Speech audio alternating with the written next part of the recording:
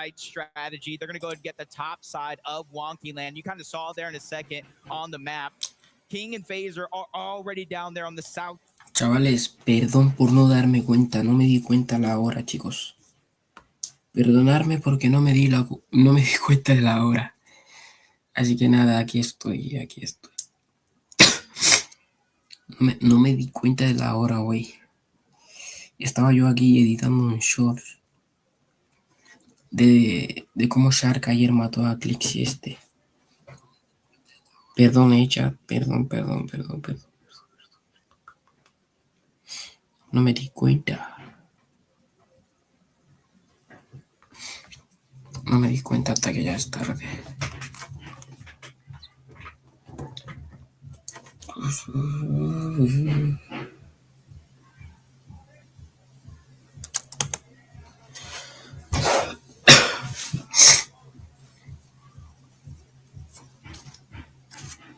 Pump in the middle, distracted by two different opportunities. The main focus is going to be the OCE town down below of Phazit and Gerald, where they have to watch out for any lurk plays. If they lose sight of them, that could be the end.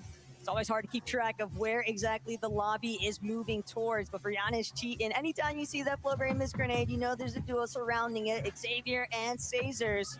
First time on the big stage, but they are still looking to try and pop off, really make a name for themselves. But those gray loadouts, not exactly what you want to be rocking up against some of EU's finest. Yeah, we're already seeing some teams switch up drop spots, not necessarily going toward Dark Dominion, where Swizzy and Pixie out of. We're seeing them drop at little points all around the map. Even Giannis cheating, taking a different approach to this game. Instead of staying at studios to get their elims, they immediately are moving on out. Skyjump, Momsy, they find themselves in a pickle against X-Spawn and Doxy. 2v2 situation, and X-Spawn's going to get that first knock onto Skyjump. Needs the elimination for the Siphon. HP is dwindling, but he has a couple of seconds. He has his teammate by his side.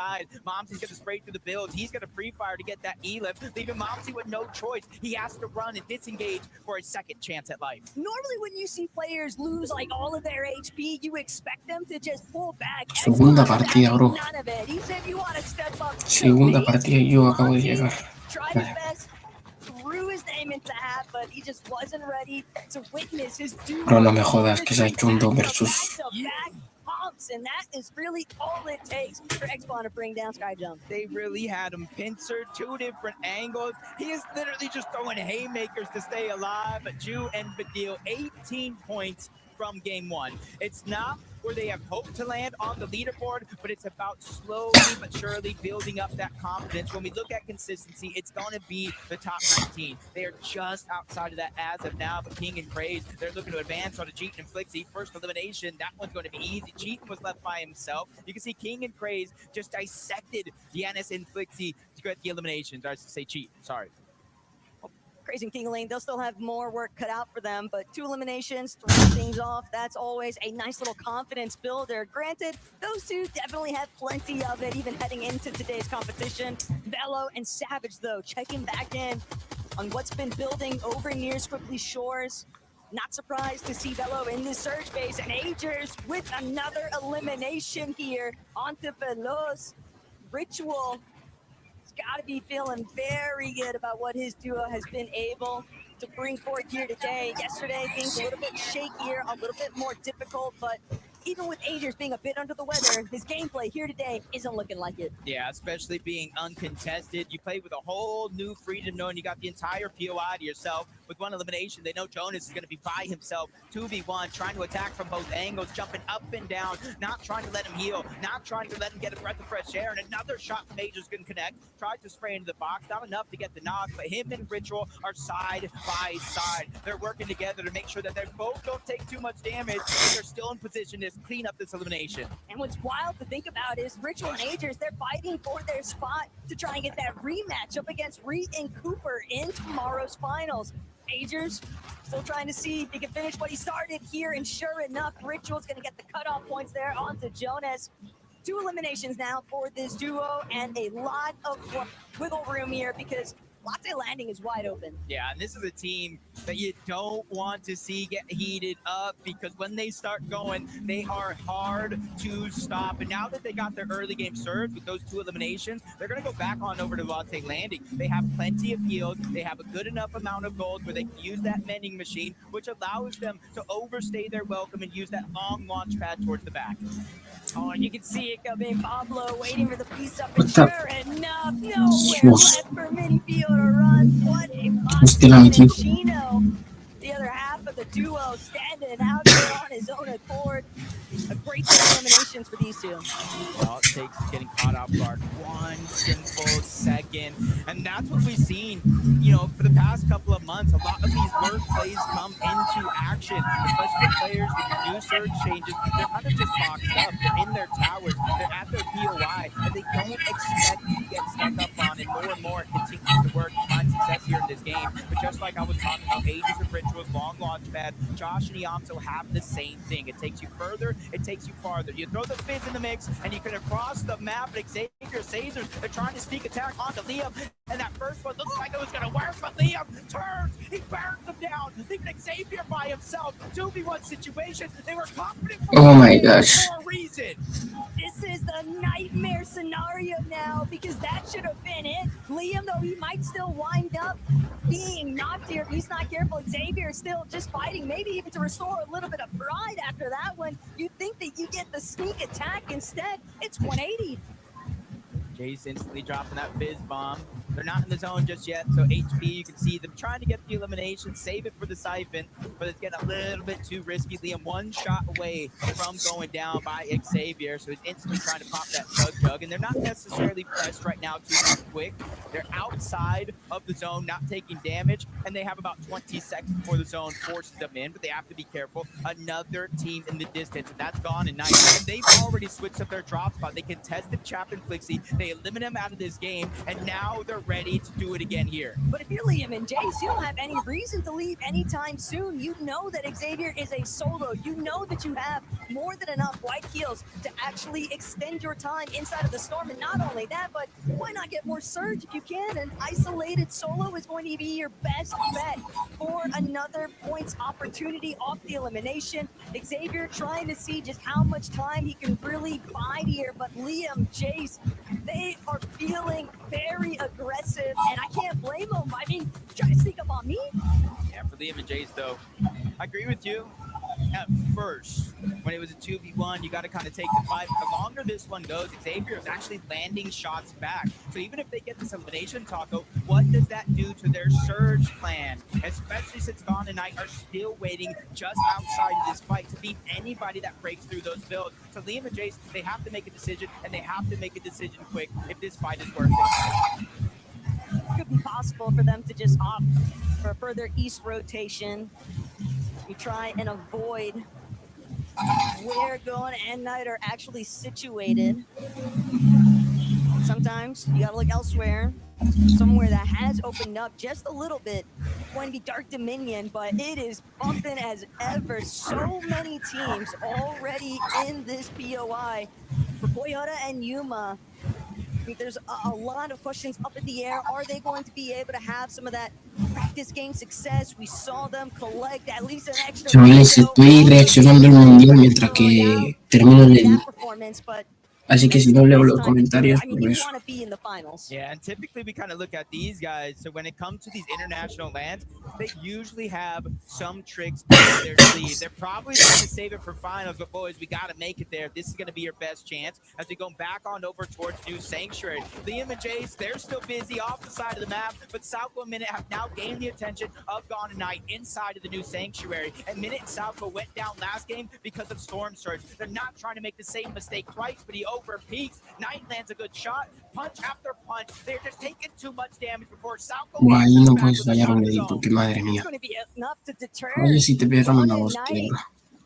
Waiting to see whether or not they'll be able to actually continue this conversation, but there's still a decent amount of fighting left be done here at New Sanctuary, because even the situation a little bit further southeast has seemingly cleared up. And I have to expect that that was very likely Liam and Jace finally finishing that elimination onto Xavier. Now we can see if it's worth it when we tune into them. Scored search pops up, epic whale pump. Even without that elimination at Riptide, you see them immediately try to rotate out of the zone. They know so many players usually do rotate around Battlewood, through Riptides, and even towards the North Pumple Hills, and they're just trying to get as much surge as possible. But just like I was talking about Liam and Jace in that fight, if you keep trading shots, not getting even, not getting the better, you're going to end up in a position like this. You're above the damage threshold, but only by 49.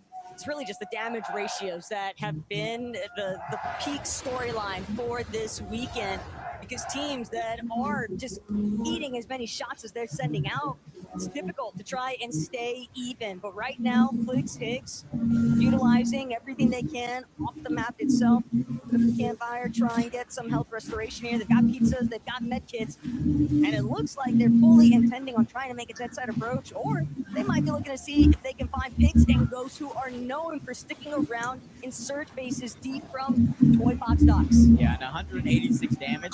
A ver cómo me quedo. As the game progresses, they're going to need to find just a little bit more. Southco minute. They fall further and further below that damage threshold. 394. Essentially, 2 full eliminations here are going to be needed by the team from NA West. We know Minute, he's a good fighter. Southco, he can lead the pack, but right now it's go time, because when that storm surge activates, they're going to be on the clock to try to get some damage or the elimination. Southco breaks into the box. Good damage on the gun. He gets Vamos a ir al mejor líder aquí. so long. Night trades on that down. So he's going to come down to a 1v1. Minute looking to play aggressive, and it's going to be worth it. But he might not even get to reap the benefits of this survival, because the third party has already decided to play an entrance here. Minute scrambling, trying to see if he can escape, with so much focus being sent his way. And now having to also deal with the surge itself. He doesn't even get a chance to try and heal up. Just unfortunate, almost 500 below. They get one knock. They get another Elim back-to-back from Minute, but he's still 229 below. That was just disaster waiting to happen. And this is why I say you just got to take as much control of your game plan as early as possible. And I think from the online majors to here, we're seeing more and more teams rotate to the zone early on so they can get the position and not have to get that max pull. It's always just a little bit rough when you do finally win such a drawn-out battle, and then if it's not the third party fully clearing you up, you're still having to deal with the likes of Surge. But these are the sorts of adaptations that players just have to naturally try and overcome. Whereas Nathan, he'll at least have a little bit of Surge to work with, but the clock's ticking. He's got to make it into zone 2, and there is a decent amount of traffic in front of him. Yeah, he's just barely above. And honestly, that's actually pretty good for what Nathan and Nevs have been through so far in this, being above the damage threshold. A little bit of survives, but a pleasant surprise at that. Drama and Akira, again, just barely above 73. That's not much, and that shot is surely going to put him below. GR Rex, surprise attack out of nowhere. Kurama going to get the shot. Even though they get that elimination, they are now slightly below the damage threshold, and there's other players pressuring in this direction, not wanting to let them get HP and shield. Want to see whether or not they'll have an opportunity to try and take out Hamed too, but instead they're fully aware of the fact that there is some action taking place just a little bit right from where they're currently faced up. Josh and Yamzo, though, find their first elimination onto Golden. They are above on Surge. It's really just about finding the perfect moment. You don't want to get lobbied on your next rotate in.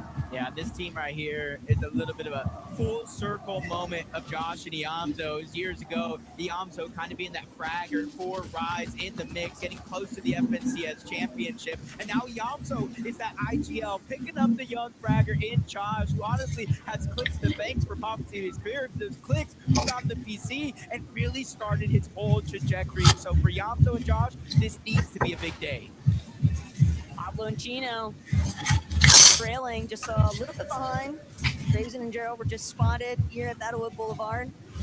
They're going to opt for a more low ground position currently. Definitely doing a great job at avoiding our folks in the rest of the lobby. That is until Drazen and Gerald finally spot them out inside Little sewer opening here, and now that's an open invitation. Everyone else in the lobby looking their way. Yeah, kind of going uncontested in the EU finals to here. Pablo and Gino just having a little bit of a struggle here in day one, and kind of breaking through the mold in day two. They just need a little bit more consistency. Badil and Ju, same thing, 26 points, 118 above the damage threshold. Relatively close to it turning off, but a couple of quick tags there is going to put them right on the line. 32 damage above. They're making their way in towards zone. It's not going to be hard to part a spot there, but the next zone is really going to be everything. So if they get a max pull, good luck to them and their search plan. Look to everybody in this lobby just about. There is so much congestion that is already pulled on this edge of the zone, but Badil will have to find his own way forward here. Clicks and Higgs, they took the scenic route to make it into zone, but they're having to deal with so many surge issues, and Clicks, he won't be able to make it out. That is just another sour ending here in game two. Yep, but luckily for the format of today, it doesn't matter where you're at on the leaderboard. All you need to do is win a game, and as Frankie said, that's your golden ticket directly to Championship Sunday. But the pressure could be felt all around the arena today. When these players go down, you can feel it, Taco. The passion kind of playing out as Mary's eye drop. They're feeling it as well. 12 below. It isn't much, but Storm Surge, you don't go down. You get straight eliminated out of the lobby, and with no heals left, he has 2 ticks he can take. Less than 14 seconds. Eye drop has to make a play, but it gets denied. He just didn't have enough HP. It was... I don't want to say impossible, but it basically was, Jacob. At least he did the best with what he could.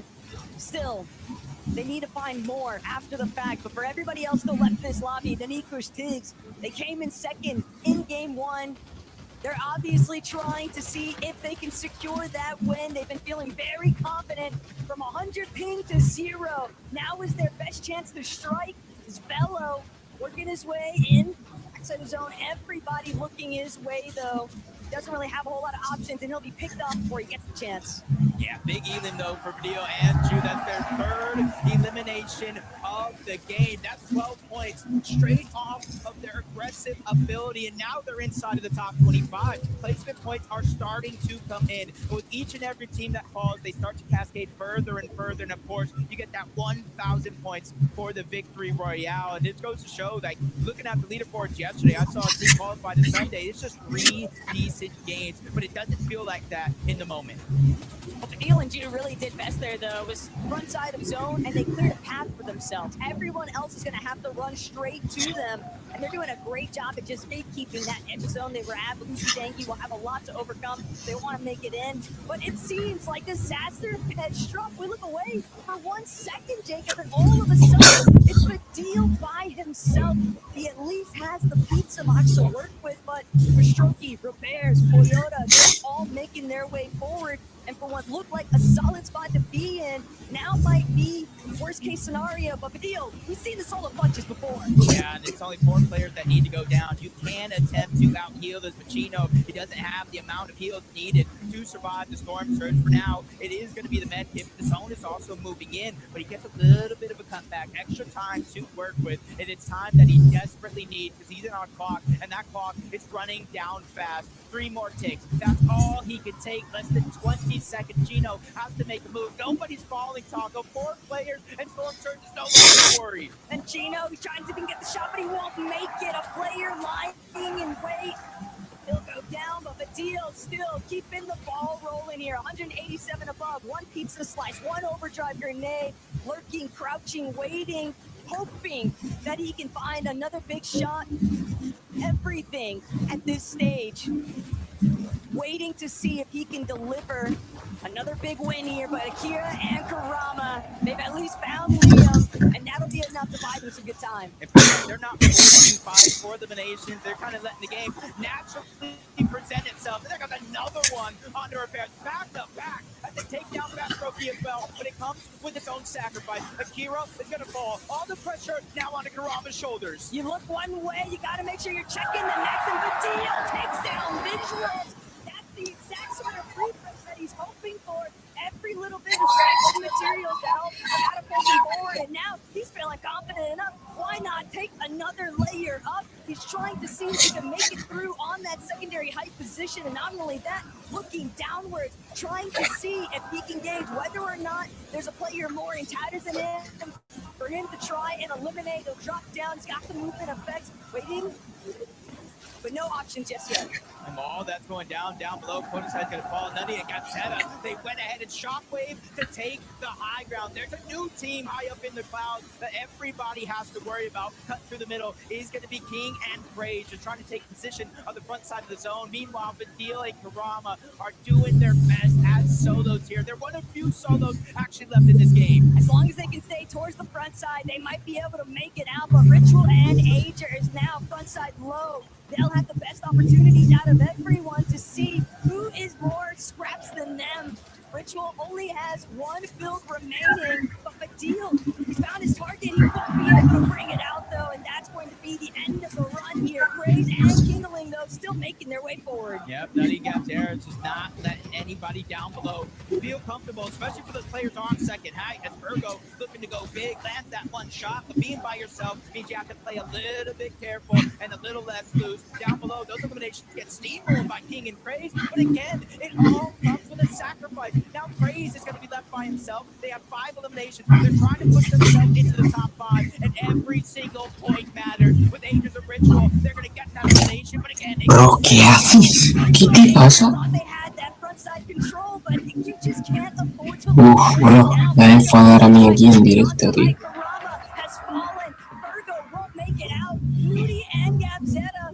Just be finding themselves in the finals battle bus, Jacob. All they need to do is seal the deal here up against Ritual. Yeah, he's going to take the fight to that first shot. Oh my, that was big. Nutty and Gapsetta, they clutch up and take the game back.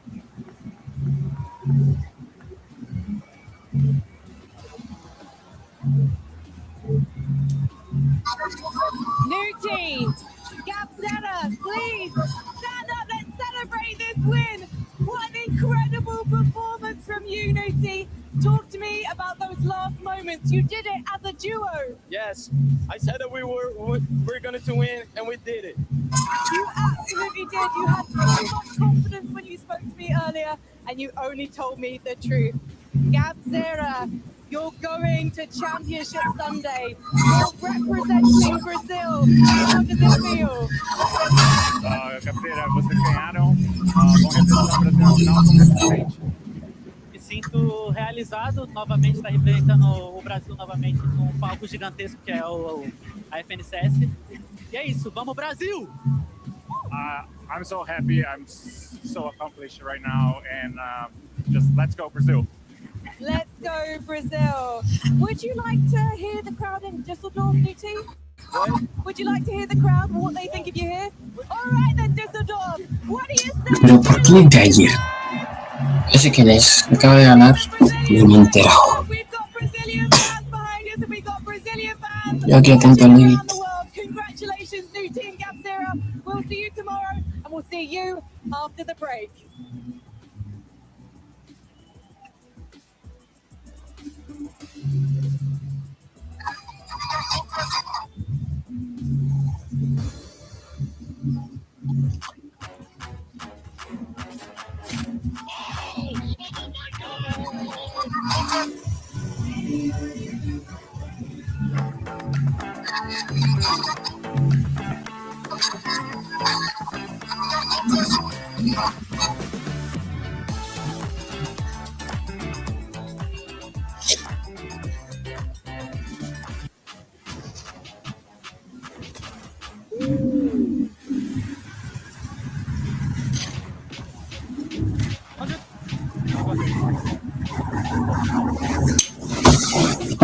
No así lo puedo gritar, coño.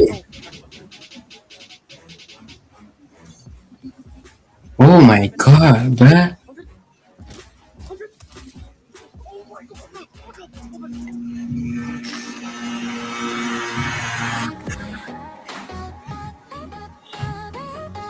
Y te juro, me está dando una rabia esto que yo. Oh, mierda haces, bro. Ah, con que si es así, sí vas, ¿no? A ver, la gran puta. vuelta. Uy, deja de hacer el mierdón, tío.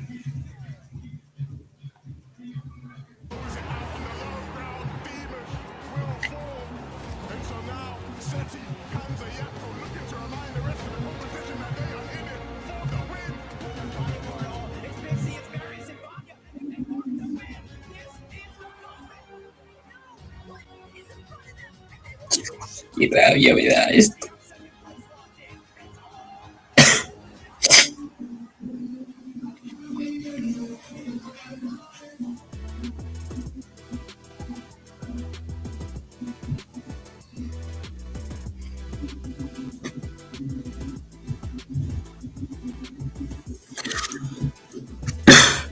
Nico.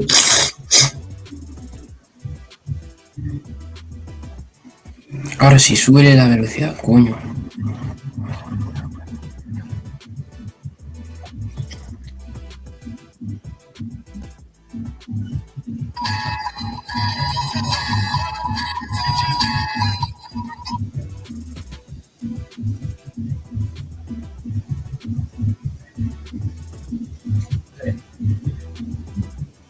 Nada.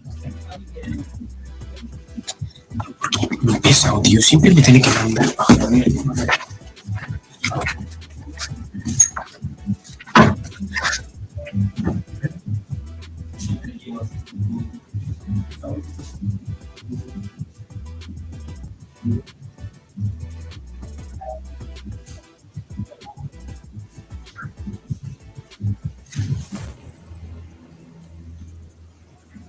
Fortnite fam, welcome back to the summit. Big game here in game number 2. Congratulations to Nuti and Gabzeta, and vamos Brazil! We got a big victory royale. We got the co-streamers losing their minds over here after that big W, and of course for the duo bid, this is such a big moment. And this is why this format is just so great. Coming from the upper bracket, of course, yesterday, it's incredible. When you take a look at their match history yesterday, they had one good game, which was a 6th place, which of course was not enough to kind of break them into that top 25. Outside of that 6th place game, they didn't even break the top 20. Like it was a complete fumble from them yesterday. And then you come into today, the first game from them was pretty good. They got 10th place. Obviously, the highlight for them is going to be the second game where they held the higher ground, won the game. Yeah, I really like the way they took height as well. A typical height take for this meta. They, of course, went into the storm, used those overdrive grenades, combining with that miss. Easily took height off POTUS and Sato, who just had to keep it up at that point. And it's not easy from here on out, especially when the zone falls back ready is all built. It can be really difficult for that height team to not get caught out. But some really nice shots from these guys. Absolutely, and I'm not going to let people obviously get to one knock right there, the one you do. I got to be careful because I almost lost my voice. Absolutely screamed there. Made it scary for Gab0 and Nuti, but they obviously ended up clutching up. Super, super excited to see them go straight into finals. Yeah, man, you gotta think about that interview super early on at the start of the show, right? Gabzeta saying, hey,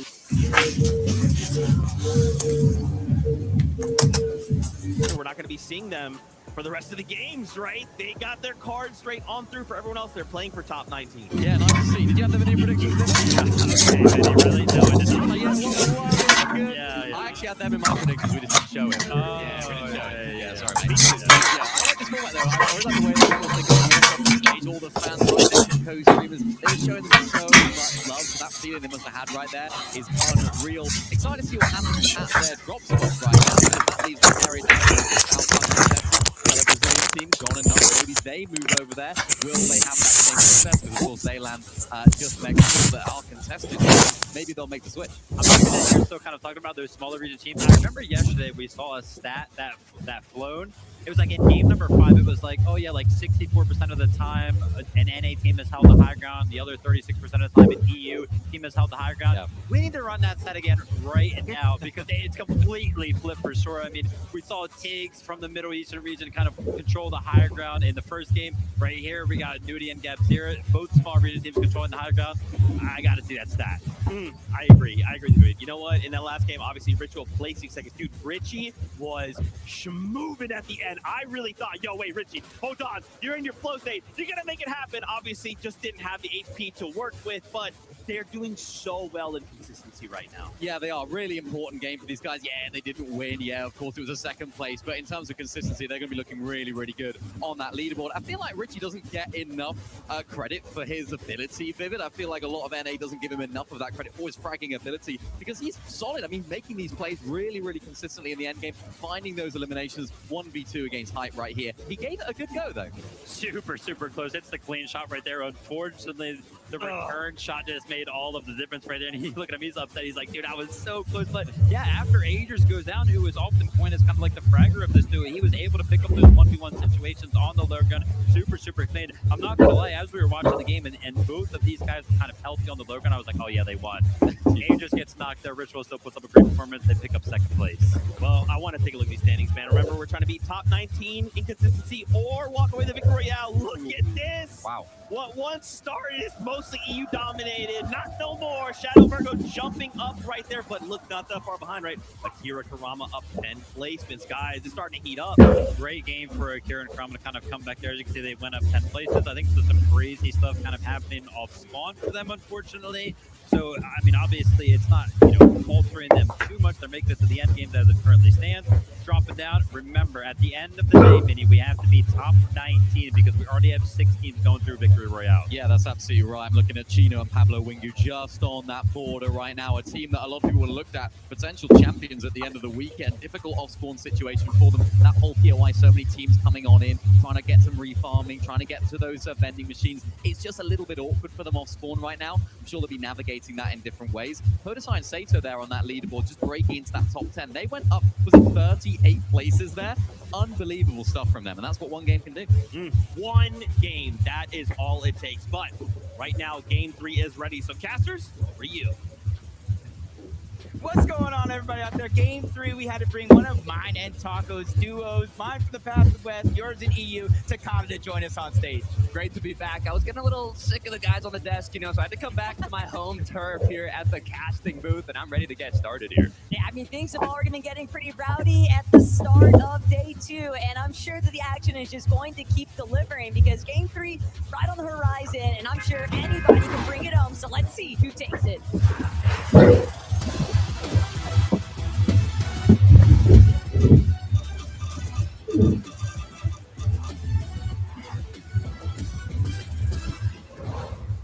These games are moving quick. 2 of them already down. 3rd game of the day. After this one, we'll be at the halfway point of day 2, where it really shows where you're at on the leaderboard and what you have to do. Big things coming to mind. I mean, we had some surprise cons with Akira Karama and North Boulevard. Same thing that actually happened in the EU Grand Finals leading up to this event. Also now, with Nudi Gabzera already having qualified, maybe another Brazilian duo will take over their spot, but we're going to kick things off in the Frigid Fortress, and it's not going to take long.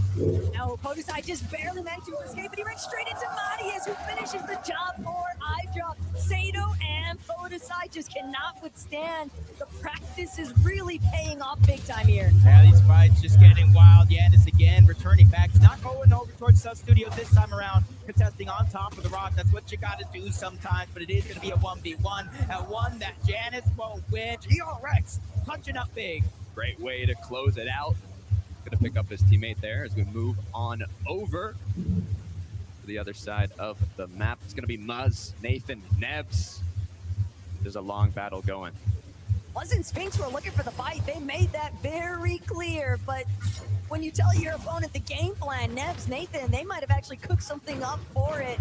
And at least for right now, even with Sphinx having gone down, it seems like Muzz is going to at least be able to play for the revive, and Nathan Nebs, they'd rather play a little bit more passive and prioritize controlling the actual POI. Yeah, it almost makes you feel like they're not even the ones that got the knock. You'd almost be certainly sure that they would chase over, try to get that elim, but hey, when the dust settles, at least Muzz and Sphinx get a second chance here. So go back on over towards Riptide, something that we saw in that last game. We saw a little bit in the first game between Epicwell and Pump, and Bazin and Gerald on the other side. It starts off as a little bit of a split, but as the game goes on, we typically see third parties come in. It's not peaceful for Vives, though, with Visuals and Braids on their backs. Quick eliminations getting picked up. not a fun start. This is a duo that originally was going to contest Pixie and Swizzy, Dark Dominion. We saw how that ended in game 1. Now getting Elimd off spawn, they're going to have to pick things up for the second half of this tournament. And it's not too surprising to see teams willing to try and mix it up, especially since we are technically at the halfway point for the day. If you don't find yourself with a victory royale, you can still try and bank on at least being in that consistency metric for top 19. See so many early game fights. A couple players just trying to disengage, using the shockwaves or the gauntlets to try to create space, but it doesn't work. Praise actually chases somebody underneath. He not only gets the Elim, but you saw that little kind of new thing you don't see very often, the unstable molecule. Now he's going to get access to a rare chest in the middle of that. Good deal. I already hear the excitement from the crowd, and he's just looted. Hold that thought, though, because Chino, he's just getting started. Quick knock. Pablo now disengaging, and he's almost cracked. Has to be careful. His teammate, though, completely locked in. Going to give him a bit of time to heal on up. Salco, it is not looking good for you, my friend, as Chino continues with the push. But Chino and Pablo, they are just a powerful duo to contend with. And knowing that you've already lost on the initial exchange, and with another duo crouch creeping up behind, it's Shadow and Virgo looking to take full advantage of what's been kicking off here. Salco is finished. No opportunities left in this match for that team, but Shadow, Virgo, they still want more. They want to see if they can take out Chino and Pablo with it. Yeah, especially with that elimination on the Salco. Probably didn't net them much surge in that exchange. They're going to continue to get aggressive.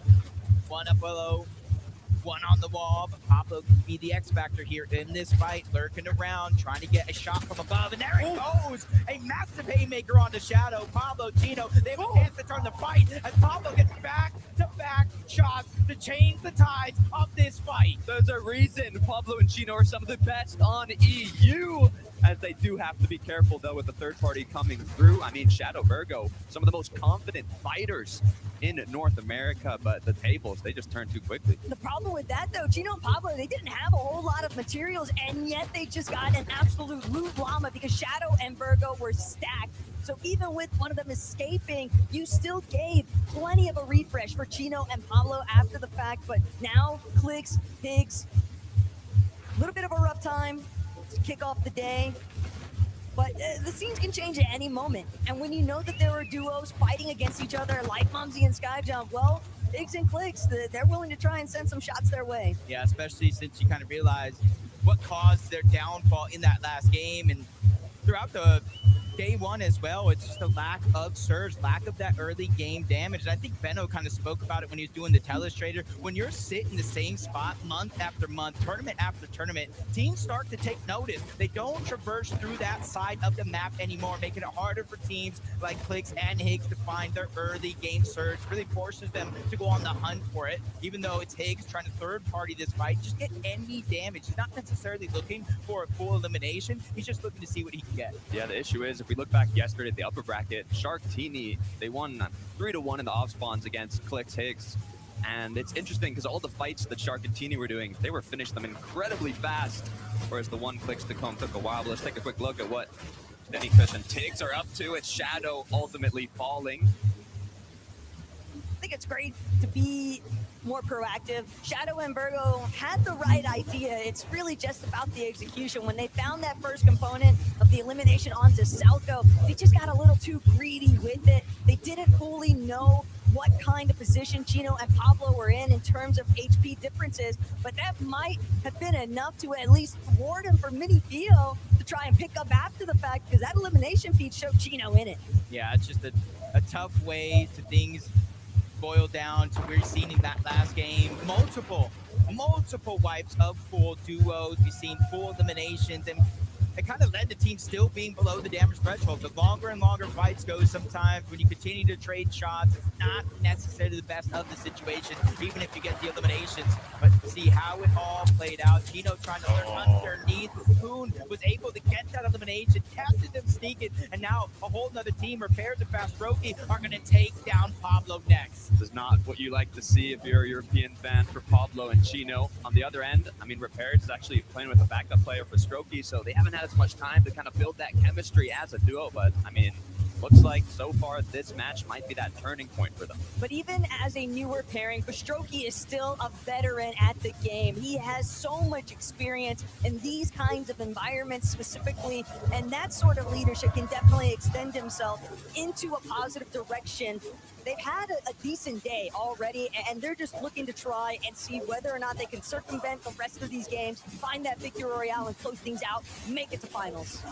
That's an interesting stat right there that popped up. Akira and Kurama are the only team worldwide, by the way, to win 3 games in that second chance qualifier just to make it there. And this is why we're always talking about warm-up, being tested right now. Sometimes those are the trials and tribulations you need to go through to get better at the end of the day. 100%. They also have a favorable zone here, and another duo that has a favorable zone is Yuma and Koyoda. Now, if you're Yuma Koyoda, game 1 was a miracle for you. Having the team that's contesting you instantly qualify and be good to go now, giving you that freedom at the drop spot. Issue is, in terms of points, not looking too great. Hopefully, they'll be able to turn it around. Part of their struggles are still trying to contend with the other duos that are making use of those collision corridors, though. It's very difficult to actually try and take over what's above ground and what's below. So with that in mind, Yuma and Koyoda, they've still got a lot of work cut out for them, but Agers and Ritual, night and day difference from how yesterday went for these two. They've already basically done enough in terms of the consistency metric, but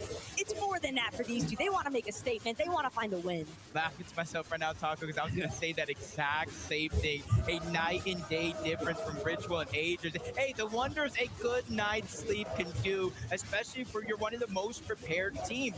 Day 1, sometimes you stumble, but it's not about how you fall, it's about how you pick yourself back up. And Agers, Ritual, they're doing that perfectly today. Yeah, I mean, not only sleep, also now being uncontested, right? That latte going from being con to on-con definitely helps a lot, and you can see what they are truly capable of when they can execute on their original strategies and plans going into this tournament, as Josh Riley and Ianzo are going to take their rotate. I drop Medius. Started off this match with a really nice off-spawn cleanup onto Podesai and Sato. And will that be the catalyst for these two? Because we've seen them at least making it somewhat into the end games, but the placements, there's still more left to be desired. And they're actually going to spot out Ianzo and Josh Riley on this rotate. A bit brutal here for Josh and Zoe because they were hoping to just skirt by unnoticed. Yeah, that's preparation at its finest. I'm honestly thinking for them to look up. We got that point of view of Josh and Ianzo. Look at the launch pad, and as I'm thinking it, they immediately know it. And that goes to show they prepared for this moment. You don't just qualify for the summit land and do everything the same it takes to get here. You have to one-up even yourself in a competition this big. And that's why you see more and more teams trying to rotate to the zone early, which means a lot of freedom inside of the zone. And that's why a team like Scare and Osid will be able to benefit from this position. Yeah, also Scare Osid, I mean, they have Shadow Virgo directly south of them, and having them already been taken out of the match, they have a bit more freedom on this rotate, considering the zone is pulling more towards Dark Dominion. They don't have to make a long rotate. They have a bit of time to get extra mats, extra loot, and prepare themselves for that end game. Muzz and Spinks, a little bit of a hiccup in the early game has not seemed to deter them too heavily. Loadouts decent. Fully aware of the fact there is surge base just up ahead. Whether or not they know that it belongs to Nebs and Nathan, it's easy to make that kind of estimated guess, but more importantly, Muzz and Spinks are not a duo that who would have ever anticipated to even be in this position to begin with, and even now, Jacob, 4 points only at the halfway measure. Yeah, just one elimination. Haven't been able to make it in the top 25, but hey, as this format permits, sometimes it's just one game, one victory royale, going for a little bit of flirt onto Nathan and Nev. They do get spotted out. Nate catches a couple of shots onto Muzz, forcing him back down the side of the mountain, which is honestly, in terms of rotation, isn't necessarily a bad thing for Muzz and Spinks. They can go around the southern end. I mean, good news for Muzz and Spinks, though. Despite having low points, all you need is a VR. If you get that win, it will automatically qualify you to Sunday, so they've got 3 more chances. I mean, we'll see if they can make it happen. Quick replay onto what happened to King and Phaser. Not looking too hot. They just fell into the classic Venus flytrap of pigs and ghosts. These two love waiting around by toy box docks for teams that are specifically hoping to play for the reboot. You think, I'm so deep in the storm. There's no way anyone else is going to still be out here. And then there's Pix and Ghost to do it. I love this duo because if you think back when they were starting it off on EU, we had Ghost playing with Payson, Pix playing with Merstash. I mean, legendary names in the EU region.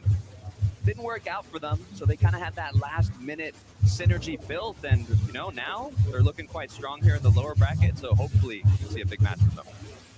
Pix, remember, he's already watched his former trio mates Darman, Demish make it through. And not only that, but first place on day one overall.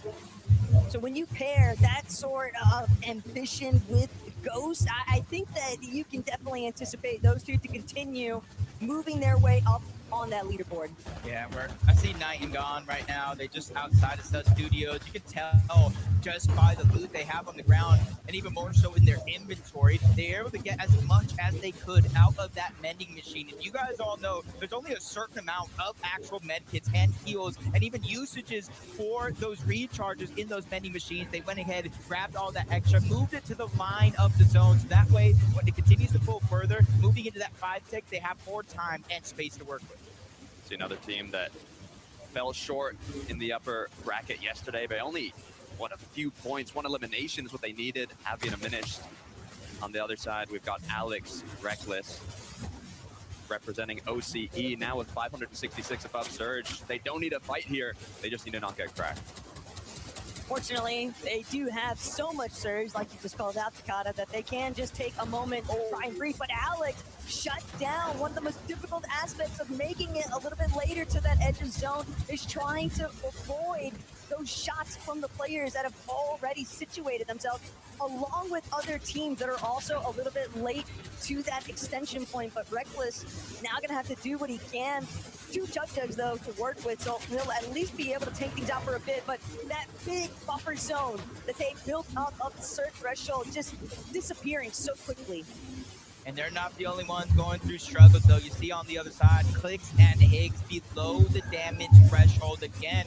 They don't really get to play out the game in which they wanted to. Time and time again, when you're below, you kind of have to force whatever situation presents itself. Clicks and Higgs jumping on the eye drop in Marius. It's now or never. They need damage, not necessarily the eliminations, but you can take what you can get. Now out of heals, Higgs on a timer here, 25 damage, one more tick. He goes in trying to sacrifice himself for damage. A much needed one for Clicks. He disengages. This was not a win for them, but instead a win for Marius and Eyedrop. Left alone as a solo, quickly falls short.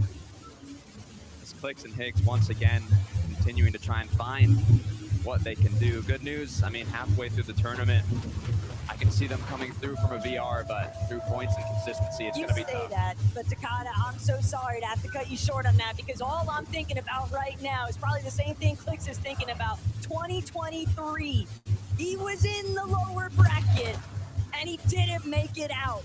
And yes, I understand there's 3 games left to work with, and Zoe finds himself exiting this lobby with Josh, but Takada, it is difficult to overcome some of the mental battles here. And I was talking to Levin Vivid, they think if anyone's going to be able to win a game, it's going to be Clicks and Higgs, but it hasn't been looking good to kick things off. Velo, one of 3 players to have not made a major finals, but qualified to a LAN. Let's see what you're capable of. Yeah, and honestly, the last divisional finals in NA Central, by the way, it was Velo, Synox, player not here, that took on Peterbot and Koyo. And depending on how you look at it, 3-1, 3-2, they took the fight to them. And now you can kind of feel that even if they make it through into the finals, are they going to back down? I don't think that's going to be the case. Definitely not, as Karama, Akira, they've been playing through from that north side of Battlewood Boulevard. Good amount of points already built up on the day for their leaderboard position, but what they've got to do right now is try to prevent the rest of the duo or the rest of the lobby from collapsing in on them. Mr. Savage and Velo, though, checking back in with these two. We have seen them transition into top 5 performances when they make it to the end game, But it's one thing to have zones in your favor. It's another to actually have the moving zones go your way. Yeah, luckily for them though, 400 above the damage threshold. Takes a quick shot there. If they reunite together in the same box, beats being dropped, they're going to heal up, give themselves a fighting chance as we continue to rotate over from Sus Studios toward the edge of Battlewood Boulevard. And that's where you see Chap and Flixie. They're just waiting for that perfect moment. The zone is moving slower on their side versus on the north, so they have much better timing here. Good news is they're also on the uncongested side, but they can't take too long. If they wait, if they struggle, if they stagger, those teams that got in ahead are going to look back and take their shots just like Ju and Padilla. Interesting, they opted to go one after the other though, but every time that these guys are on screen, you can expect the heart of Germany to follow with it. Now it's all about ensuring that they stay together in some of these endgame moments. Nebs, Nathan, though, what a great position, trying to see if they can take over height. More importantly still, when they actually make their move towards front side, they want to be able to stop anybody else from challenging them while they go forward. 302 above the damage threshold. Only 7 players need to go down. Storm Surge would no longer be a worry. They're just building up. They're solidifying the high ground, but Scare out of nowhere, trying to give a little bit of a jump scare to Nev, but he's able to deal with that problem quickly. No time loss, only a little bit of heals. Nev did not get frightened. Bello in the feet, though, has gone down. Mr. Savage is now left as a solo. Good news is he still has a bit of mats. He's still got a chug as he gets on ahead. He just has to be careful that he doesn't get caught in the den of a duo. Savage is one of the most wiggly players, though, when it comes to a solo environment, and he'll be able to at least restore back to 200 HP. Eye drop on the other end. Great elimination there onto Golden. So much time has just been bought because of that refresh. Now he'll have to start moving his way forward. Backside of zone, but Lucy and Zangy there, but Savage still popping off. Graves has been claimed. Visuals knows that the spoilerino is taking place, and he's to leave his duo behind. Yeah, Mr. Savage realized, hey, I don't want to let this one go for free. That's a good amount of loot that I need access to, and you can see him watching out each corner until he finally solidifies that elimination, and now he's a little bit more stacked than he was before, giving himself a little bit more of a chance. Top 21 situation here. As a solo, this is a daunting experience, but if you're able to stay alive, you can steal away points from players all around. It's now or never, Savage. You started this endgame with 4 points, already almost at 30. This clutch means everything is true in a similar situation. Takes out Gone. Second elimination racked up, but he is running low on mats. And there are so many players still surrounding him. You can expect that there's a lot of paranoia following suit. But for Lucy and Zangy, as scuffed as they had looked originally, they've managed to work their way up onto height, but the material count is just so low. They're going to have to drop Overdrive Grenade, trying to see if they can remain towards that front side. What a big surprise! The elimination onto Jardu delivers the exact kind of material count they need to keep things on the high ground. It's King, it's Gray. They want an invitation to this party, or they're going to crash it themselves. Onto the high ground they go. It's not just them, but Lucy Zangy. How be a minute. There's so many players down below realizing this could be my chance. High ground wins games, and we want to go to the finals. Ju continuing to move on forward. You have to be careful, though. Only 4 builds, 1 big shot. It's what it's going to take. No more materials left to work with. You have to be careful. It is a full duo. You've got the pressure from above. You got the pressure from below. What are you going to do? Ju just narrowly managing to avoid being eliminated himself, but now stuck. He might be able to pick up the pieces, though. Epic Whale is falling, but Ju doesn't have any sight that the team's in front of him. Osid's going to close off the wall, and Ju will find himself at his ends meet. But Damo now going upwards. Momsy Skyjump clearing out the low ground best they can. Only 2 solos left in this game in a world full of duos. Kazi down below, he lost Damo. Chap's fully eliminated out of this game, and we're down to our final 2. But Lucy and Zangy, they're the ones down below. Moments ago, they lost their high ground to King and Praise, and they're ready to take more than just that. King and Praise. First Elip, that one's easy. Second one, that's a wrap. Another 10 elimination game. What are we witnessing from above? They made it look easy, playing it by the book. You can see little shoulder movement, sweating off the players. What a clean cleanup. Guys, congratulations. Kingaling, did you know you had it in you to get a victory royale today? Obviously. Obviously. What about yourself? Man, I was made for this game. It looks like you were, but you had to go through the lower bracket in order to do it. This morning, what was the game plan? Was it always like, full send it every single game. If we go out fighting. I always play everything by ear. I mean, whatever comes my way, I just fight it. I treat it like a div cup. You guys went for high quite aggressively, and everyone wanted high ground in this game. What was the strategy? When did you know the time was right to strike? Craze is just the best IGO to touch this game. Exactly when to take it. He knows exactly when to take it. Craze, where does that come from? I mean, I got the best creative player in the world on my team. We're just gonna play this. You're going to play tomorrow on Championship Sunday? Every single game. Every single game, these guys are just going to have an absolute blast. Please, Düsseldorf, give it up for Craze and Kingeling! We're going to head to a break. When we come back, we'll be talking about the first 3 games.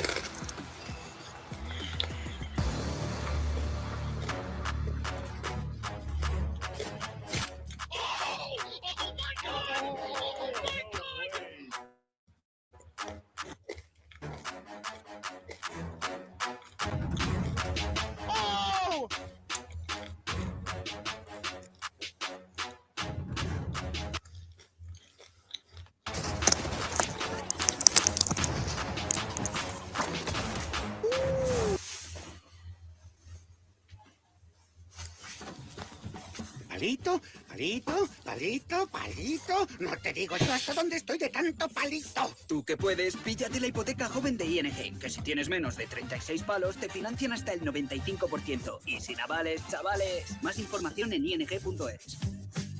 Al otro día poniendo palitos.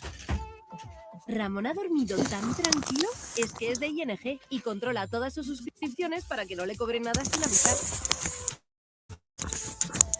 Porque con la cuenta nómina te adelantas a las cosas del día a día y sin comisiones. Ah, y ahora llévate 400 euros.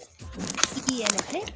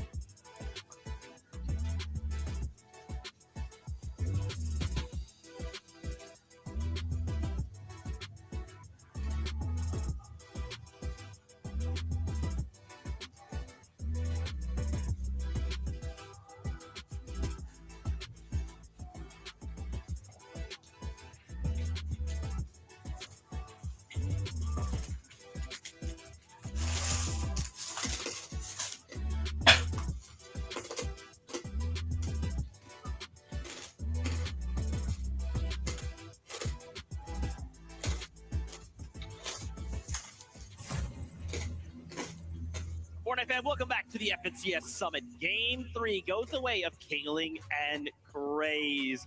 Yet another duo to find a victory royale when they needed it, right? And now everyone else is kind of thinking, man, that's one less duo in the lobby. We're now game 3, we're halfway.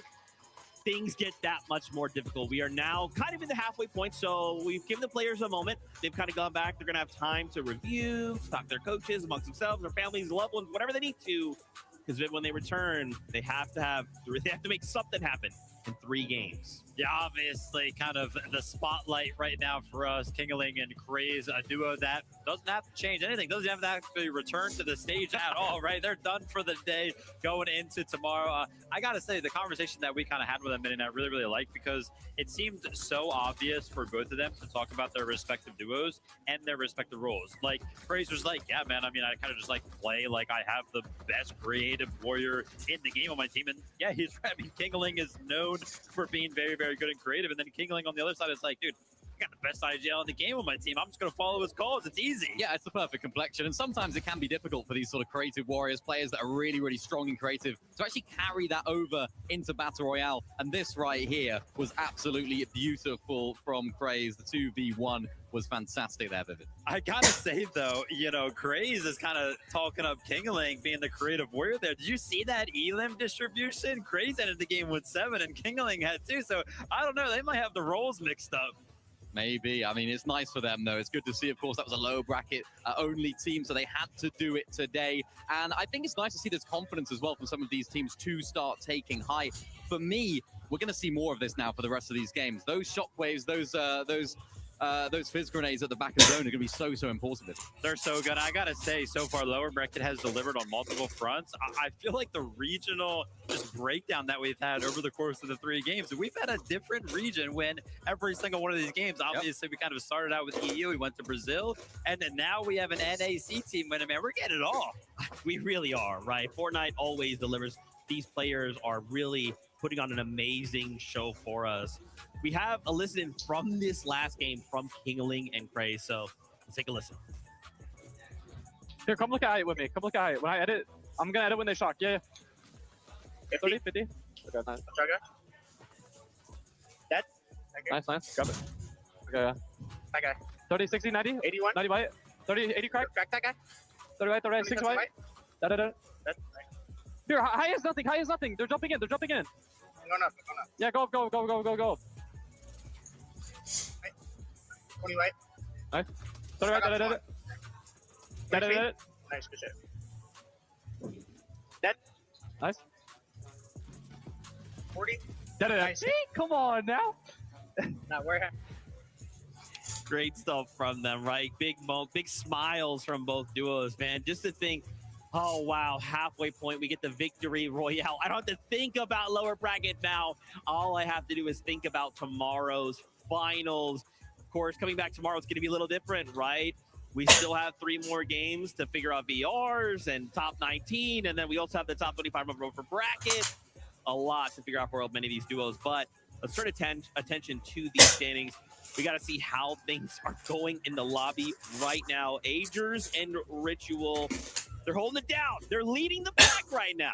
Yeah, nice to see from Agers and Ritual. You'd like to imagine that they've pretty much done enough here, right, to qualify on through. So it's going to be really interesting to see how they actually navigate the rest of these games. My focus here is on 4th place, Zangi and Belusi, an EU team that are moving up in the standings here, as well as moving up in the rankings in terms of EU prowess. We know about these guys on EU. We know they've come through. They've had a little bit of a rocky performance on both ends, coming together, and now, of course, performing well on the big land stage. Excited to see if those guys can maintain that position, because they're a team that I want to see in the grand final. I'm happy that you're kind of talking about teams that have surely already done it. I went ahead and I took a look at the upper bracket yesterday. I was curious, right? Because remember, that sweet spot throughout the day is going to be top 19. So I was like, oh, what did you have to get? How many points-wise did you have to get to be top 19 yesterday? It was 134. Okay. So, you know what I mean? Something for us to kind of think about as these games continue on.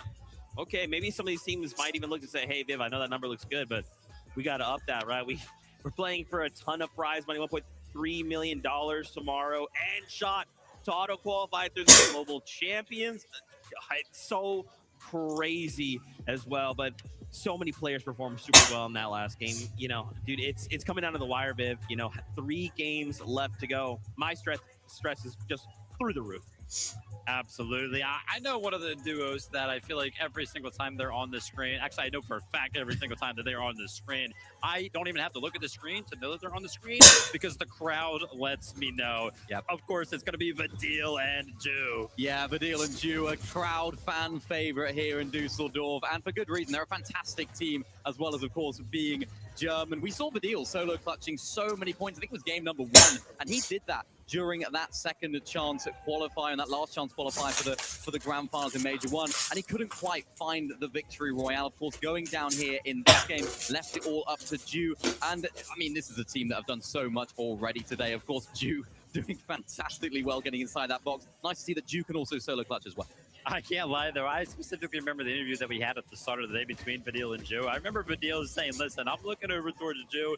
I know this guy is going to carry me through. And as you can see, the solo clutch right here, going to be picking up enough points to go ahead and do just that. I think they ended right there with 114 points. So if we use that kind of metric from yesterday as an idea of where we need to be, only 20 more points to do, and we'll see him in finals.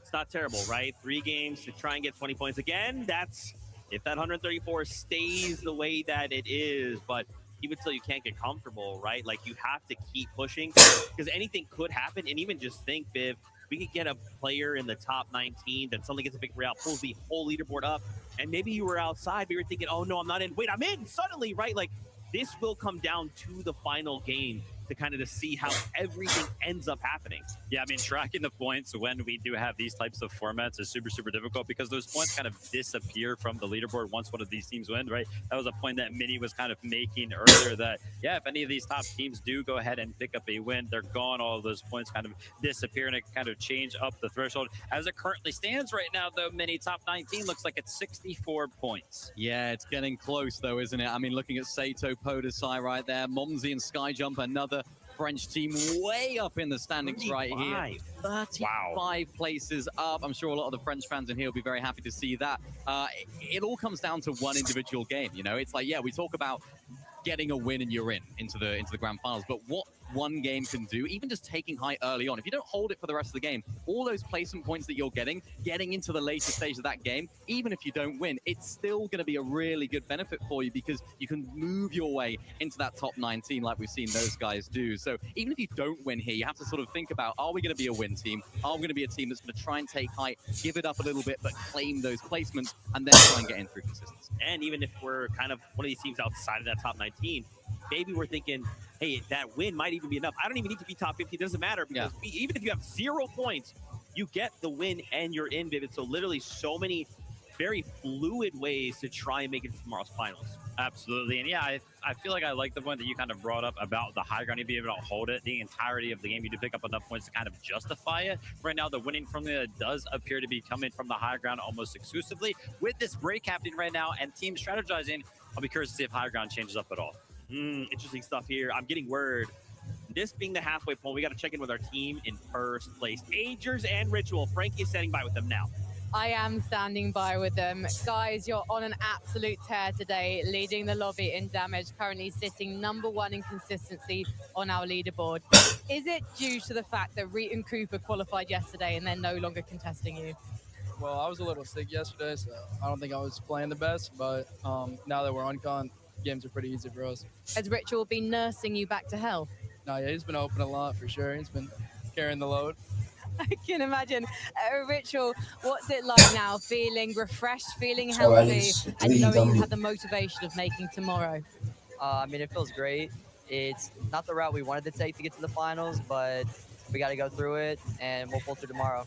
It's great to see you guys showing up the consistency we know you on for when you're playing back in North America. What's interesting to me is the teams that are getting through, they tend to be contesting for high ground. I don't feel like we're seeing that as much from you at the moment. What's your plan? What's your preference? You know, if we have the fizz bombs, we'll go height, but we tend to like mid ground and low ground. You know, I've always played that through my years of playing, so that's like home to me. Well, you look at home. Is the aim, though, to actually get that victory royale, or do you prefer the safety of knowing you're going to qualify through consistency? I think we're going to just play the games out, not focus too much on the win, just try to fight all the teams that we can. Well, you're looking really comfortable, #1 of 19 for consistency at the moment, but say tomorrow you're facing that Osborne battle against Reet and Cooper again. What's going to happen? I mean, yesterday was 3-1.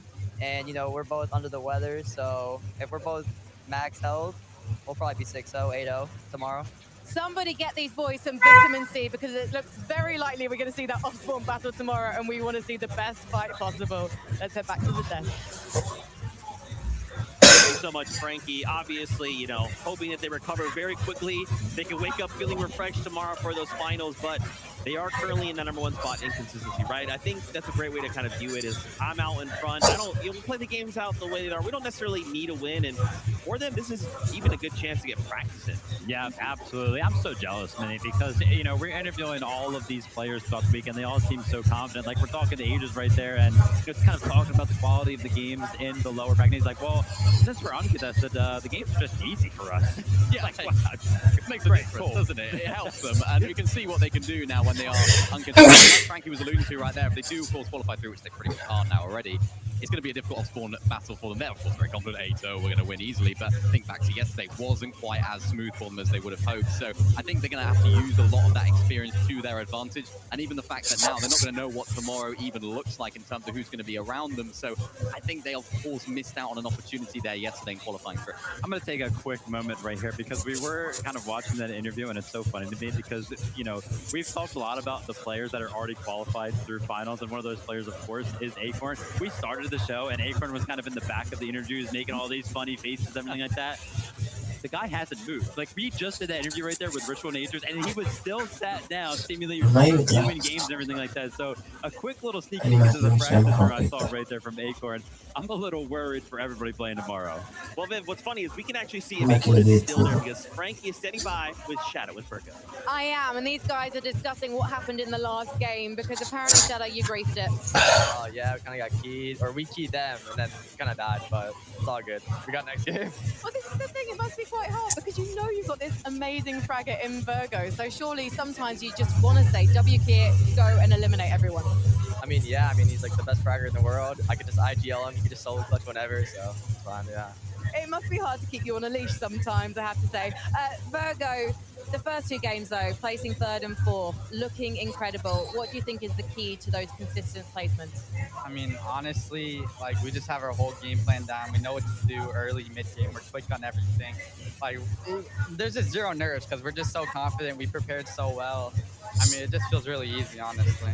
Well, here's the thing. Sometimes when players prepare really well, they want to stick to the Fortnite. They forget to trust their instincts. What happens when things don't go to plan, Shadow?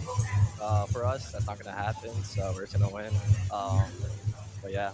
Well, I hope that's not famous last words. You're currently 5th out of 19th at the moment, so it is very probable that you'll get through, but anything can happen in this particular format. But you were saying to me before we got into the interview, Virgo, you think you're going to win the next game? Yeah, I mean, we can choose when we want to play good and when we want to just have fun, you know. I mean, we're on a hot streak, so we just have to calm down a little bit, but I think next game we're ready. Okay, that means you guys aren't going to have fun, but we're going to love every minute. Let's head back to the desk. Thank you so much, Frankie. And yeah, Bolts, don't worry, we see you too.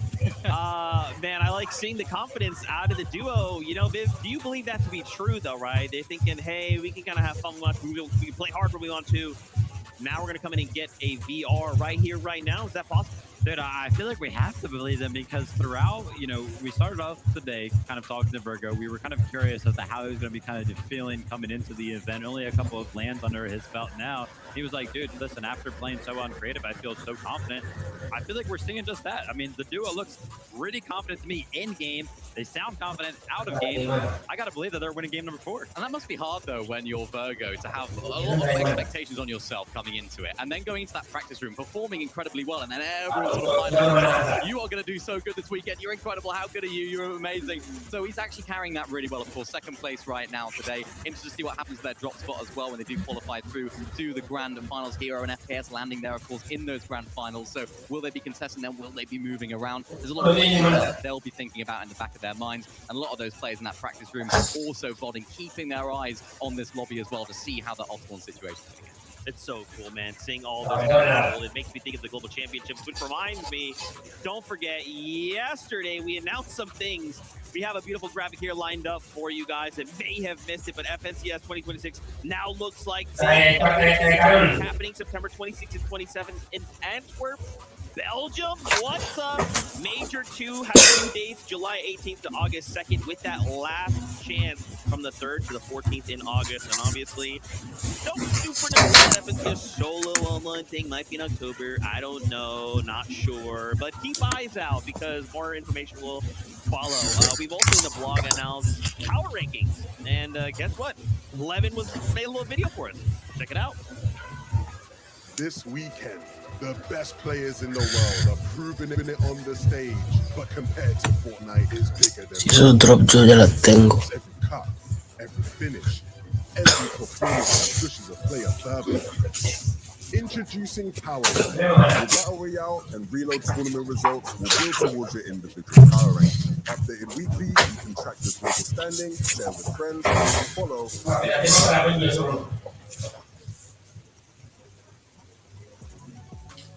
Shout out to Big Man 112K for that video. Yeah, power rankings. What's really cool is this was built for the players. We got to show them a little early on one of their first days. Hey, this power ranking is on the way.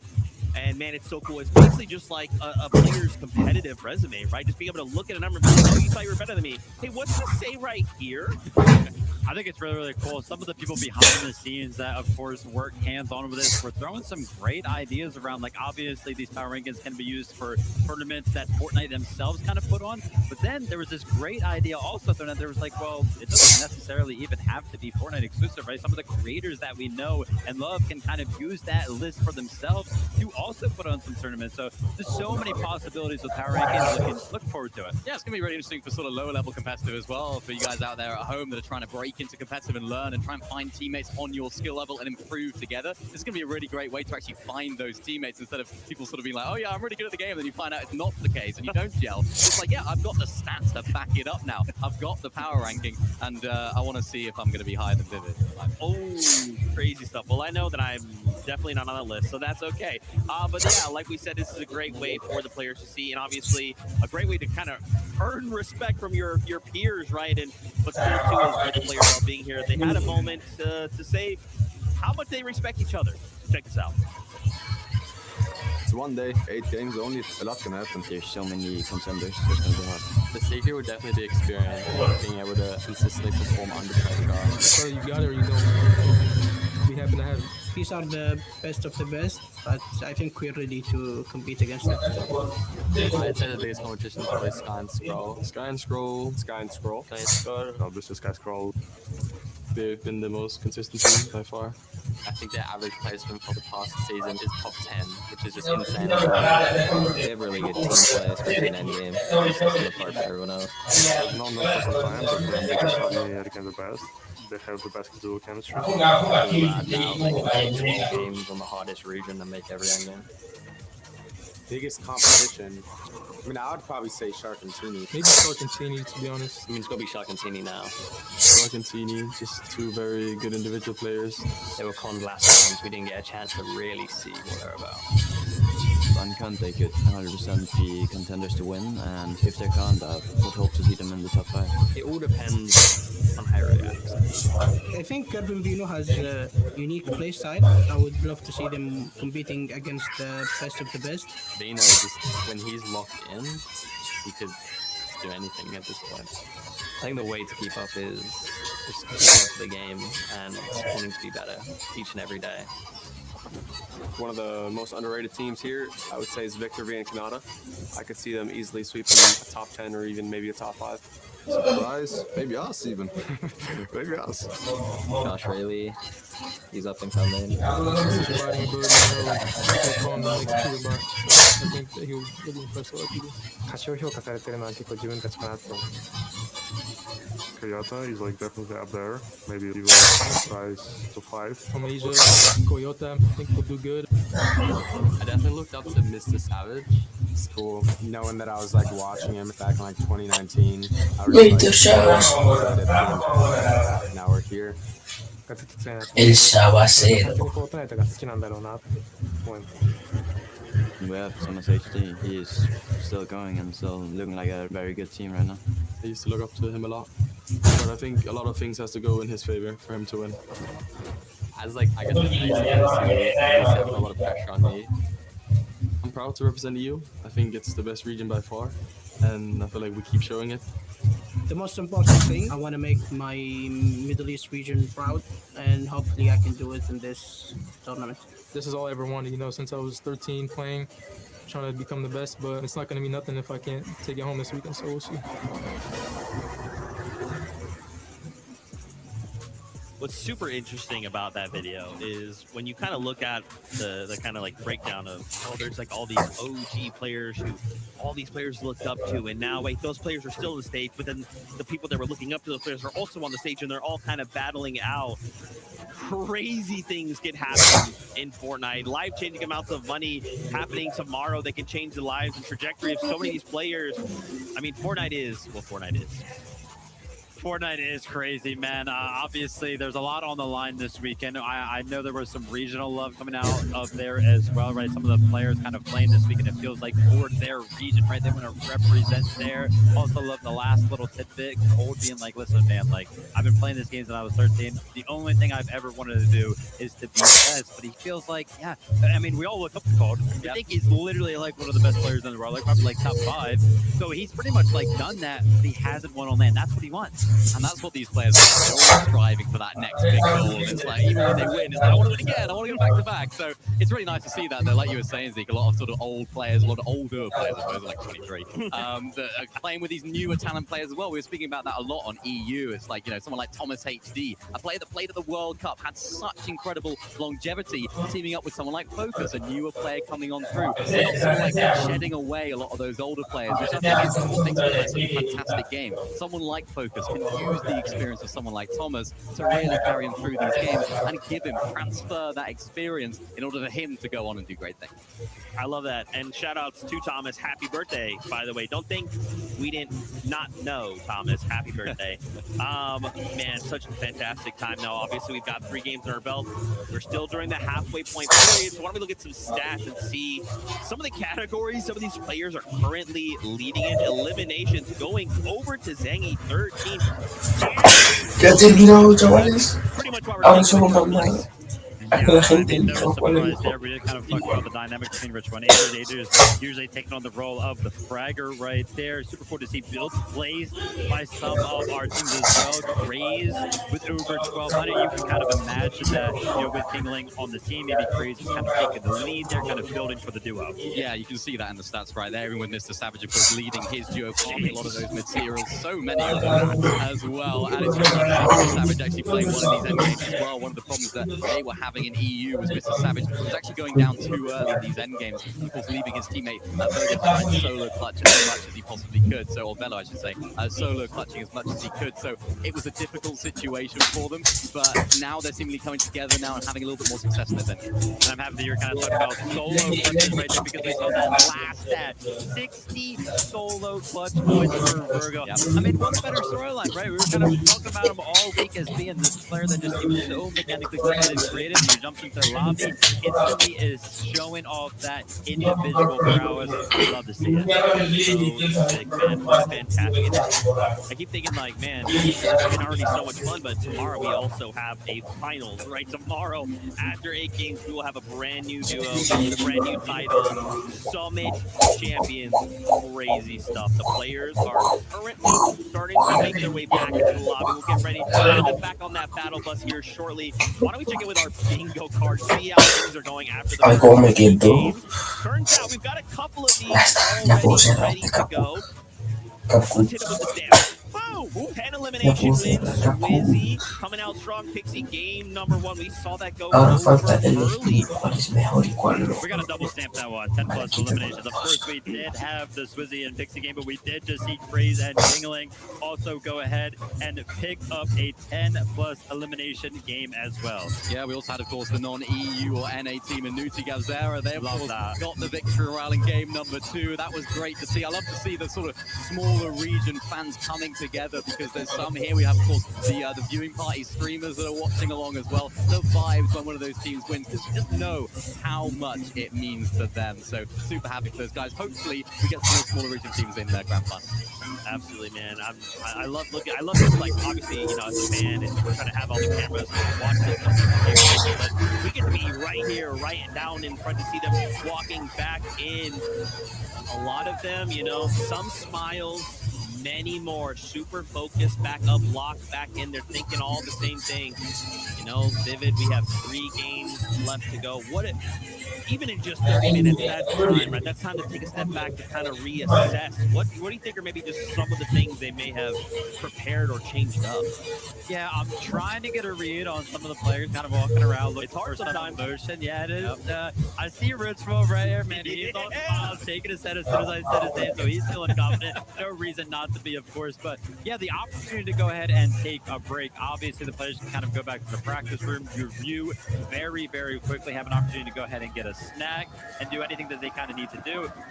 What can you possibly kind of look at in just 30 minutes when Fortnite games themselves almost take 30 minutes that can kind of help out the second half of the performance here today? It's optimization. I feel like it's not something that we speak often about because we're not in these situations about enough, I suppose. But like being proficient in the Fortnite replay mode as a pro player, super valuable. It's a genuine skill gap because if you can get those replays, you can get that information sooner. You can actually get all of that information way quicker than some of the teams and some of the players that maybe aren't as proficient at it.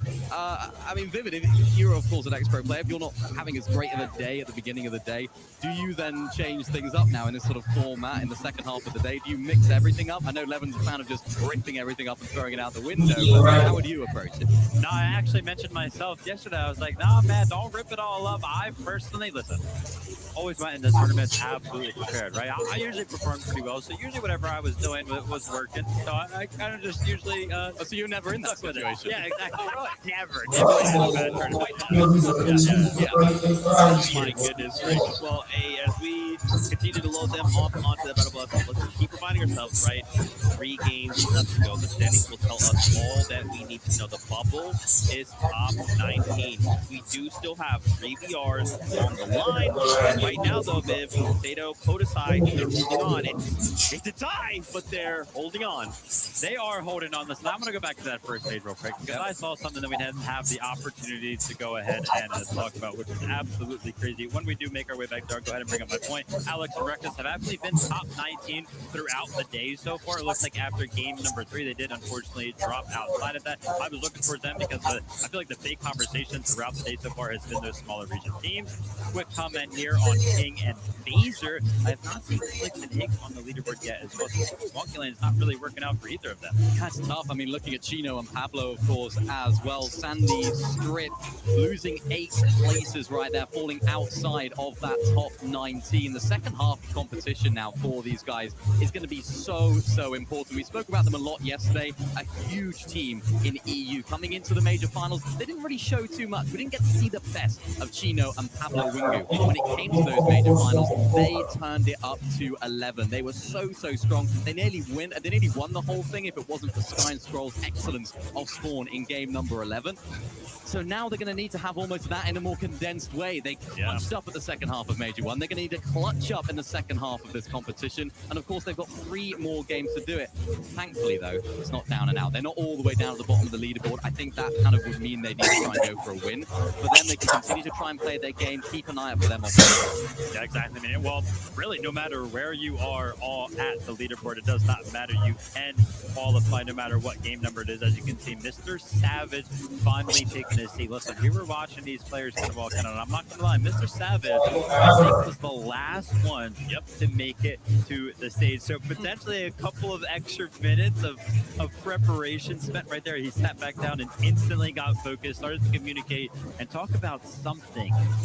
And I'm happy to kind of see them planning because it feels like they do need to kind of have a different approach. He is currently outside of that bubble. Yeah, players, and it's a team that everyone wants to see, of course, in the grand finals. A lot of people have questions about Velo, of course, picking him up as a newer coming player. This is a team that we were talking about earlier, the old guard pairing up with this new talent, and it seems like the new talent always step up to the plate. But for now, this is better than ever. This is the time to step up to the plate, the ultimate test in these final few games. Can they find it for a win? Will they need to stay consistent? It's all up to what Mr. Savage has discussed and looked at in this game. Mr. Savage has been getting a lot of love from the crowd. Somebody else has been getting a lot of love from the crowd when he walks out. Flick alongside Higgs. I think a lot of us had big hopes for the duo heading into the weekend. Honestly, kind of expect them to do better in the upper bracket, especially after game number 1, because they look good. Chat, lo que acabo de publicar Shark sobre pobre Cakes. No, Shark se ha pasado, bro. Good night. It hasn't been working out for them so far, and I think a lot of that off-spawn situation, they've been struggling in the early stages of the game, right? They haven't been able to make it to those later stages to show what they can do. I think they're one of the better teams in this lobby, if not the best, that hasn't qualified through, and of course all the way down in that last page of the leaderboard, so they've still got more to get. Like Vivid said, doesn't matter what place you're in, you just can get a victory out. You can be seeing that battle bus final tomorrow. Game number 4 is ready. So Fortnite fam, lock in. Captors, take it away. Some of our teams, the dreams are still going, but for others, it could end here tonight. Obviously, we are still looking to try and figure out who's going to secure these last few placements for the Victory Royales and bring it to tomorrow's preparation. Yeah, this being the second half of the day, where you're out on the leaderboard means so much. You might look to get a little aggressive. You might have to get one of these Victory Royales. Let's let this game begin, because it all starts here.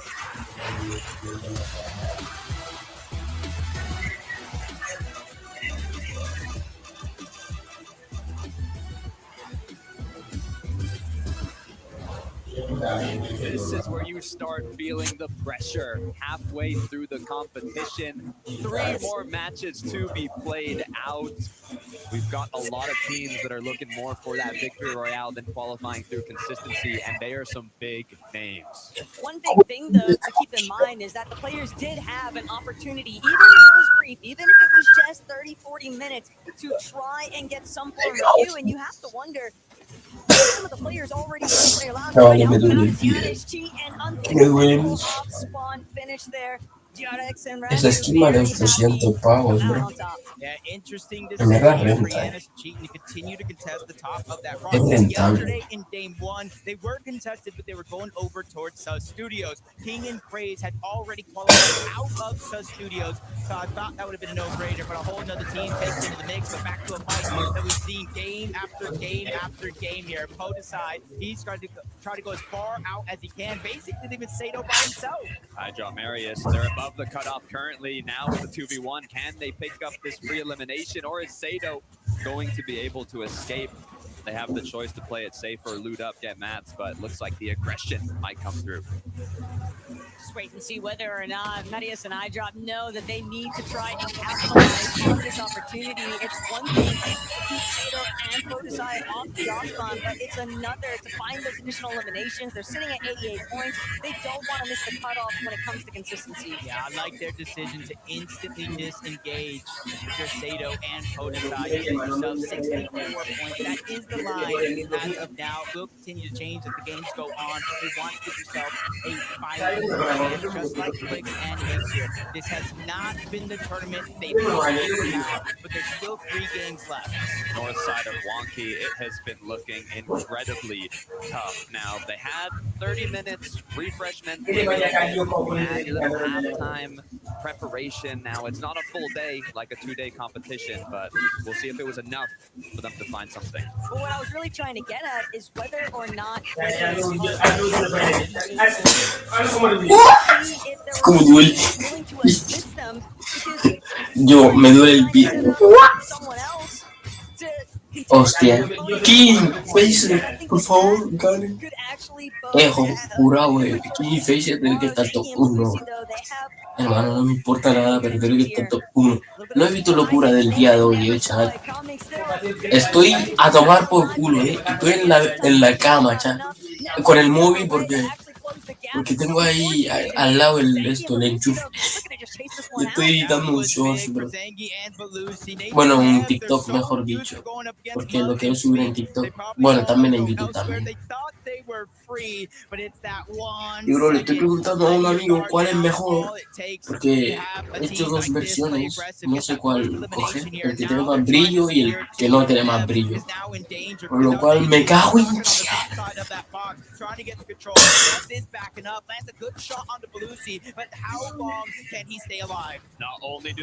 Va a jugar. But the tables, they're beginning to turn. You have to be careful as Nebs is not missing a single shot.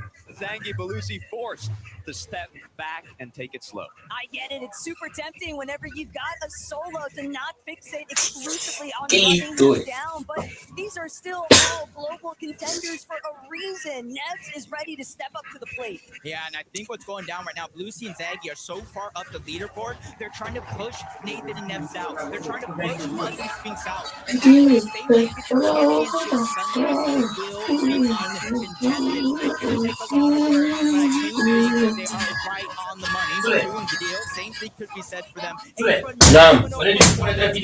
Last game, all they Is cheering for them. The audience is roaring. We know what we're capable of. They have been running the show, but the job is not finished. 114 points. It's not going to be enough. Dramatic as well, feeling the team already established a surge base, but King finally clashing heads and picked.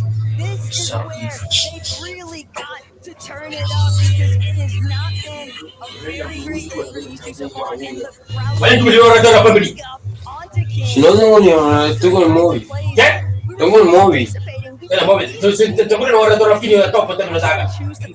They've tried the split direction. They've tried the long glide intentions, but where they might just need to trust entirely is in their fighting capabilities. Yeah, just kind of during that break, talking a lot of the code streamers as well.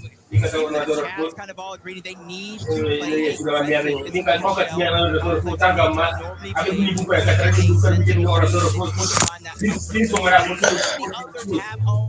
already, including Jew and Fadil. Chavales, voy a cortar stream. Stick into it every step of the way, and they understand that not everything's going to go perfect. It's about how you